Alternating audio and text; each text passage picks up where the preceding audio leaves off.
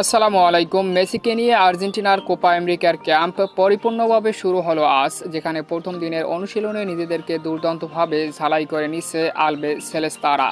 তো চলুন আর্জেন্টিনার আপডেট বিস্তারিত জানতে আমাদের সাথেই থাকুন।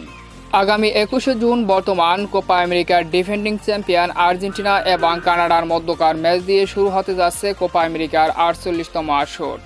আসন্ন সেই আসরকে কাঁপাতে ইতিমধ্যে কোপা আমেরিকার প্রস্তুতি ক্যাম্পে যোগ দিয়েছে আর্জেন্টিনার সমস্ত খেলোয়াড়রা এবং সেখানে লিওনেল মেসি সহ প্রত্যেকে আসন্ন কোপা আমেরিকার জন্য নিজেদেরকে কঠোর অনুশীলনের মাধ্যমে প্রস্তুত করেছে। গতকাল লিওনেল মেসি আর্জেন্টিনার ক্যাম্পে যোগ দিয়েছেন। আজ সকালে অনুশীলনে নিজেদেরকে দুর্দান্তভাবে ঝালাই করে নিয়েছেন, তা আপনারা তো স্ক্রিনে দেখতেই পাচ্ছেন। এটাই ছিল আর্জেন্টিনার সর্বশেষ লেটেস্ট আপডেট।